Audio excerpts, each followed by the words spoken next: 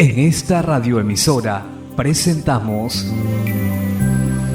Llaves para vivir con éxito, a cargo del internacionalmente conocido maestro de la Biblia y escritor Derek Prince, quien comparte su experiencia personal y ministerio cristiano en Llaves para vivir con éxito. Bienvenidos. Llaves para vivir con éxito presenta 7 retratos de personas de Dios, capítulo 1, tercera parte.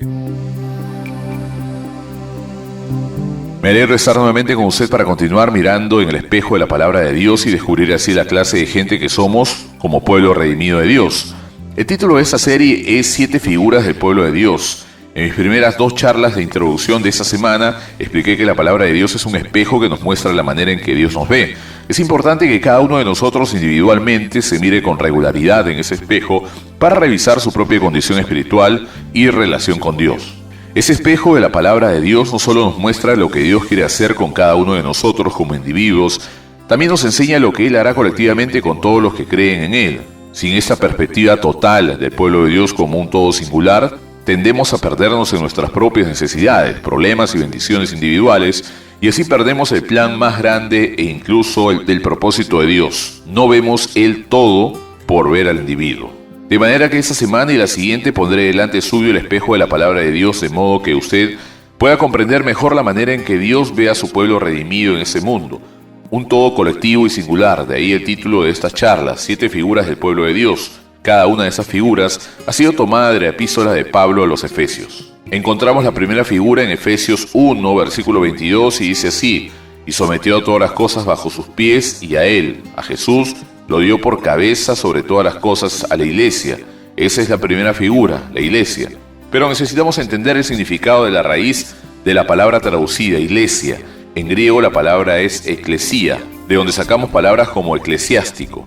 Bien, la palabra en griego tiene derivaciones y aplicaciones específicas, no encierra ningún misterio. El sustantivo iglesia se deriva de un verbo que significa llamar fuera, de manera que el concepto de la raíz es un grupo de personas llamadas fuera de otro grupo más grande, un grupo de personas llamadas fuera de un proceso especial, y esto por supuesto se aplica al pueblo de Dios. La iglesia somos llamados fuera de este mundo por fe en Jesucristo para cumplir un propósito de Dios especial.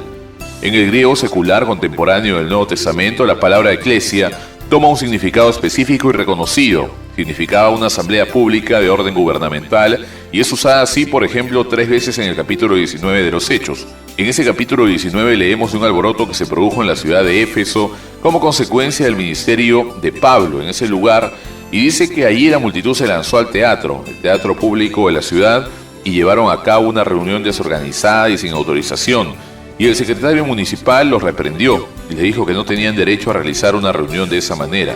Entonces dijo esto en Hechos 19:39, pero si demandáis algo más que esto, se decidirá en asamblea legítima. Esa palabra es eclesia, una asamblea legítima.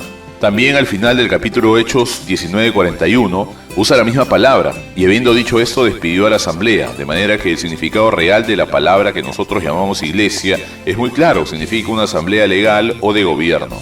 Así que en el resto de mis charlas, en vez de usar la palabra iglesia, cuyo significado se ha perdido por el mal uso de muchas ocasiones, voy a pegarme a la palabra asamblea. Esa es la primera figura del pueblo de Dios, es la asamblea de gobierno. Ahora pues en las escrituras hay un título, un nombre en particular que se usa regularmente para mencionar la asamblea del pueblo de Dios reunida en un lugar divino. Ese nombre es Sión, y voy a leer algo que la escritura dice en Hebreos 12, 22 al 24. Con respecto a Sión y nuestra relación de creyentes con Sión. Eso es lo que dice el escritor: vosotros, en cambio, os habéis acercado al monte de Sión y a la ciudad del Dios vivo, la Jerusalén celestial, y a miriadas de ángeles, a la asamblea general e iglesia de los primogénitos que están inscritos en los cielos, y a Dios, el juez de todos, y a los espíritus de los justos hechos ya perfectos, y a Jesús, el mediador del nuevo pacto, y a la sangre rociada que habla mejor que la sangre de Abel. Primero quiero que note que esto no es futuro. El escritor no dice que muy pronto os acercaréis, lo que dice es: os habéis acercado, no físicamente por supuesto, pero espiritualmente. Ya somos partes de esa asamblea del gobierno de Dios que rige este universo, y aunque parte de ella está en los cielos y parte de la tierra, todos somos una asamblea. Incluidos en la asamblea hay miradas de ángeles en festiva asamblea. Otra traducción que creo mejor dice en compañía festiva. Se trata de una asamblea solemne y muy dignificada y gloriosa. Yo pasé varios años en el cuerpo militar, no por elección personal, y siempre recuerdo lo que sucedía cuando había un desfile para el oficial, comandante. Todos tenían que pulir sus insignias de bronce y sus botas y pararse en atención. Había generalmente una banda militar y todo se hacía particularmente en forma ordenada, elegante y con dignidad, y había un sentido de autoridad. Bueno, en una medida superior, esa es la figura de Sion, y nosotros somos parte de ella. Estamos en ella como la iglesia, pero es la asamblea de los primogénitos, los que han nacido de nuevo por fe en Jesús y cuyos nombres están registrados en el cielo. Recuerda que Jesús dijo a sus discípulos: no os regocijéis en esto de lo que los espíritus se os sometan, sino regocijaos de que nuestros nombres están escritos en los cielos. Ahí es donde estamos creyentes, por medio de nuestra fe en Jesucristo. Somos parte de la gran asamblea que rige al universo entero. La cabeza de esa asamblea bajo Dios el Padre es Jesucristo. Específicamente nosotros como iglesia, el pueblo de Dios, la asamblea, somos los representantes de la autoridad de Dios en la tierra. Es el propósito de Dios gobernar la tierra por medio de sus pueblos, su asamblea. Voy a dar una ilustración de la manera en que Dios gobierna la tierra por medio de su pueblo, o la asamblea, la iglesia.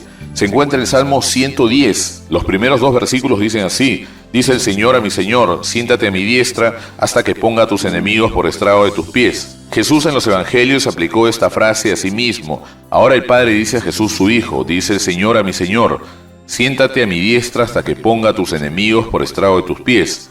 El Nuevo Testamento declara que ahí es donde está Jesús ahora mismo, está sentado a la diestra de Dios.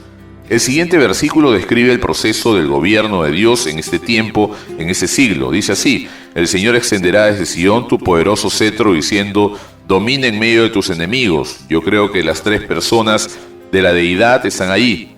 Dios el Padre dice a Jesús su Hijo, siéntate a mi diestra. Entonces Dios el Espíritu Santo extiende desde Sion las asambleas del pueblo de Dios, el cetro y la autoridad de Cristo, y dice, domina en medio de tus enemigos. Eso es lo que Jesús está haciendo ahora. Eso es lo que estamos viendo. Jesús no va a dominar en una fecha futura. Él está dominando ahora. Ya está sentado en el trono. Está esperando hasta que todos sus enemigos sean puestos bajo sus pies. Pero el instrumento de su autoridad en la tierra de este tiempo es su asamblea, su pueblo redimido, la iglesia.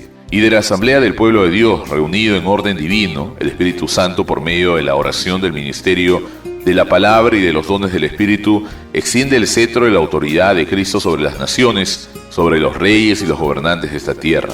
Ahora, para terminar, quiero darle una aplicación doble, cosa que haré con cada una de las figuras de aquí en adelante. Quiero mostrarle cuál es la característica esencial de esa figura y también quiero señalar lo que Dios requiere de nosotros como parte del pueblo de Dios en este cuadro. La primera figura es la asamblea del gobierno. ¿Cuál es la característica esencial? La respuesta es obvia: autoridad para gobernar. Es lo principal que se refleja en esa figura, la autoridad de gobernar de Dios en su pueblo. ¿Qué se requiere de nosotros?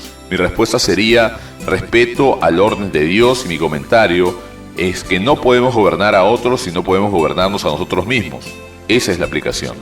Recuerdo hace varios años que estaba viendo en la televisión la presentación de la Convención Nacional de uno de los 2 partidos políticos más grandes, y muy rara vez he visto tanto desorden. Nadie prestaba atención al maestro de ceremonia, a su presidente de la asamblea. Él decía silencio, por favor, y todos seguían hablando. Era un caos total y respeto total a la autoridad. Y pensé, esa gente no está capacitada para gobernar la nación. No se pueden gobernar ni a sí mismos. Bueno, es posible que los críticos digan eso del pueblo de Dios. No podemos gobernar al mundo hasta que hayamos aprendido a gobernarnos a nosotros mismos. Bueno, nuestro tiempo de hoy terminó. Regresaré mañana a la misma hora para presentar la segunda figura del pueblo de Dios.